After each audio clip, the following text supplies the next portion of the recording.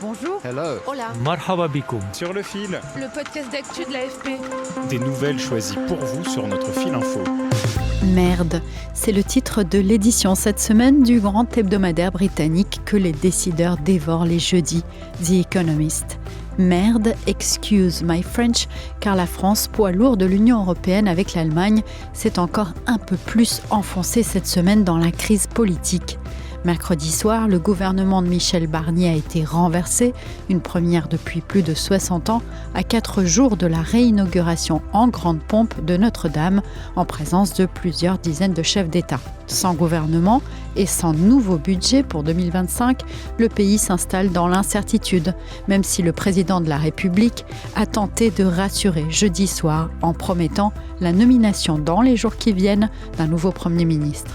Pour comprendre comment on en est arrivé là, j'ai été voir jeudi mes collègues du service politique et du service économique, Sophie De Villers et Ali Bektaoui, avant une analyse à chaud, après l'allocution présidentielle, avec le chef de notre service politique, Hervé Rouache.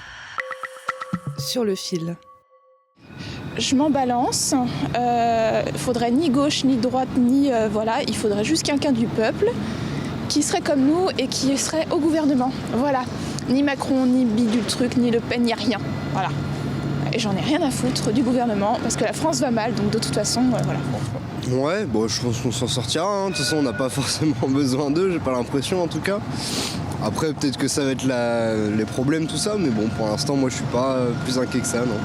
De toute façon, ça pouvait pas être pire, donc c'était déjà bien le bazar. Donc maintenant, il faut changer, il faut faire quelque chose d'autre. Je sais pas quoi, il n'y a pas de solution magique, mais peut-être écouter un peu les gens qui ont voté à gauche et pas seulement les gens qui ont voté à l'extrême droite.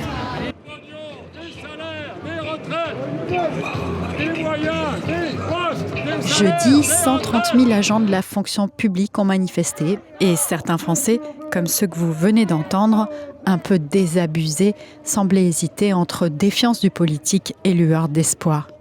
Avant de continuer, petit rappel de la séquence qui a fait chuter le gouvernement, une première depuis 1962. Voici le résultat du scrutin. C'était un peu après 20h, dans une ambiance tendue au Parlement, mercredi soir. La majorité requise étant atteinte, la première motion de censure est adoptée. La motion de censure déposée par le nouveau Front populaire a réuni 331 députés, dont les élus de l'extrême droite. Depuis des mois, on savait que la négociation du budget serait très compliquée, dans une assemblée partagée en 3 blocs. Et effectivement, c'est ce sujet qui a fait tomber le gouvernement. Sophie De Villers, chef adjointe du service politique, m'a expliqué jeudi à la mi-journée comment on en était arrivé là. On en arrive là le soir du 9 juin, quand Emmanuel Macron surprend tout le monde et décide de dissoudre l'Assemblée, en justifiant qu'il faut une clarification de la situation. Donc on voit bien que 6 mois après, on n'est pas tout à fait le but n'est pas tout à fait atteint. Et on en arrive là après sur des législatives anticipées qui ne permettent à nouveau pas de dégager une majorité à l'Assemblée avec 3 blocs, extrême droite, centre droit et gauche, et 3 blocs qui n'arrivent pas à s'entendre. Au départ, vraisemblablement, la décision de dissolution, c'est aussi parce qu'on savait que la négociation de ce budget serait extrêmement compliquée, et donc ce souci de clarification, c'était pour éviter ce fameux mur du budget. Oui, c'était un argument invoqué par le chef de l'État et qui disait que les Républicains préparaient une censure pour l'automne, et c'est-à-dire au moment du budget. Mais aujourd'hui, on se rend bien compte que là aussi, il y a eu un jugement erroné et que c'est la crise totale. C'est à la fois une crise budgétaire et une crise politique inédite sous la Ve République qui a été déclenchée par la dissolution. La négociation du budget avançait qu'à un cas, jusqu'à ce que le Rassemblement national de Marine Le Pen fasse savoir qu'il était prêt à soutenir une motion de censure du nouveau Front populaire. Donc Marine Le Pen, dès le début, dit qu'elle place la coalition Barnier sous surveillance, qu'elle ne va pas sanctionner ni censurer a priori. Certains analystes politiques font vraiment directement le lien. Marine Le Pen le réfute.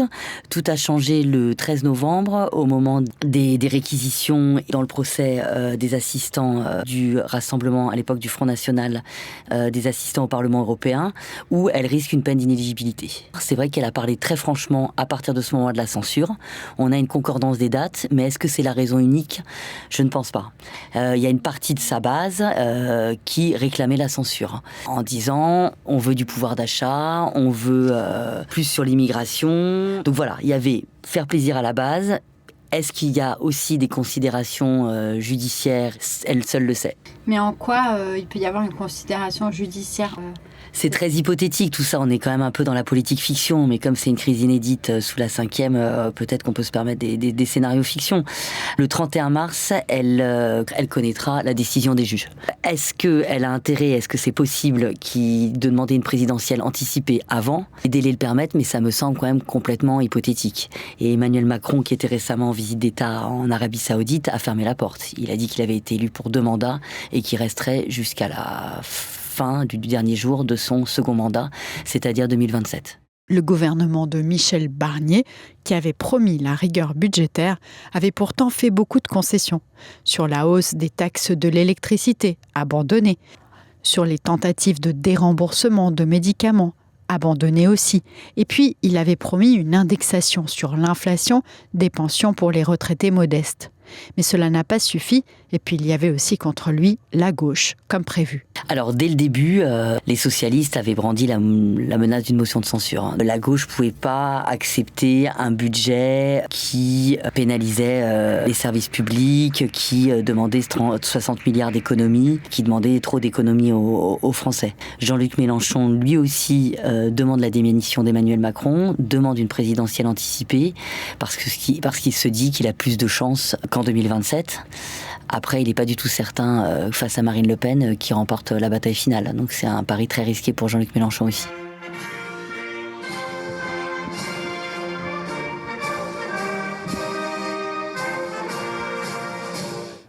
Françaises, Français, mes chers compatriotes. Hier, l'Assemblée nationale a voté à la majorité absolue le rejet du budget de la sécurité sociale et ce faisant la censure du gouvernement de Michel Barnier. Dans sa courte allocution jeudi soir, Emmanuel Macron a en tout cas promis de ne pas démissionner.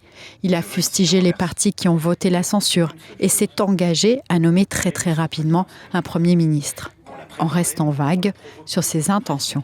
On écoute Hervé Rouache, le chef du service politique de l'AFP. Déjà, on s'y attendait, mais enfin, c'est une confirmation. Il n'y a pas d'annonce d'un nouveau Premier ministre. Il n'y a pas non plus d'agenda très précis. Ce sera dans les prochains jours. Et ce sera sur la base d'un gouvernement assez large, enfin, qu'il souhaite assez large, d'intérêt général. Mais ça reste assez imprécis, ça reste assez vague. Et on voit bien que, pour l'instant, ça se discute.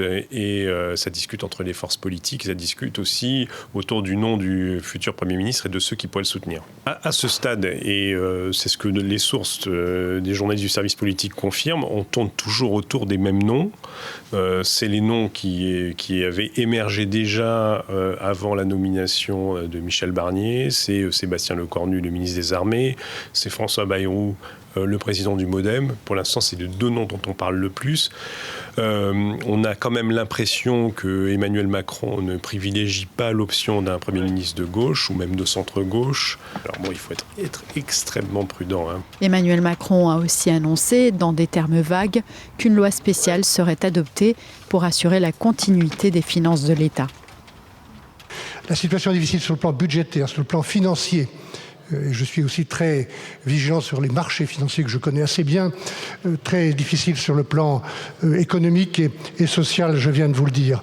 Il y a une chose dont je suis sûr, retenez bien ce que je vous dis aujourd'hui, c'est que la censure dont il est question demain, et nous retrouverons, rendra tout plus difficile et plus grave.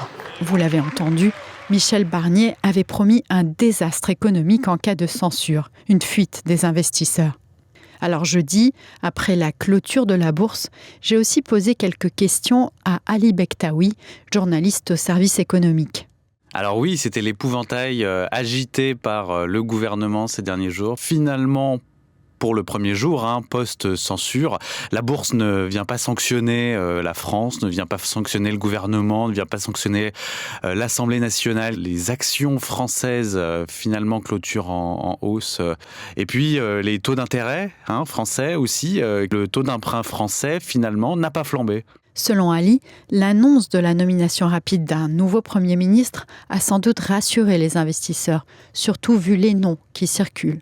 Ce que nous disent des acteurs du marché, c'est qu'effectivement, une des sources d'optimisme de leur part est de se dire qu'il s'agira probablement d'un remplaçant du même bord, ou en tout cas voilà, avec la même philosophie politique.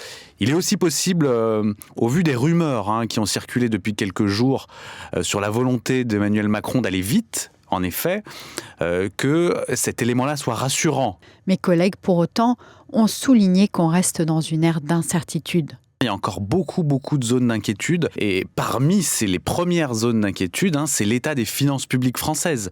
La France qui n'a pas de budget, ou la France qui va adopter le même budget pour l'année prochaine et qui donc va ne pas faire d'économies, qui sont hélas indispensables aujourd'hui pour susciter la confiance des investisseurs. Là, ça pourrait faire naître des mouvements d'humeur de la part des marchés financiers, des investisseurs, pour ne pas dire des risques de crise, pour ne pas dire des risques d'emballement sur les marchés. Et puis, pour l'instant, on peut s'attendre à une forme de paralysie. Donc voilà, il n'y aura pas de shutdown à l'américaine, les fonctionnaires seront payés, on a entendu aussi qu'il n'y aura plus de carte vitale, les cartes vitales font fonctionner, mais c'est vrai qu'il y a quand même des incertitudes grandes et qu'il y a une paralysie totale de l'action du gouvernement et des ministères. Certains ministères, les armées, l'intérieur, la culture avaient vu leur budget augmenter, et pour l'instant on repart à la case départ et rien ne peut se faire, quoi. Donc il y a beaucoup de choses sur le logement d'urgence qui avaient été pressenties et qui sont...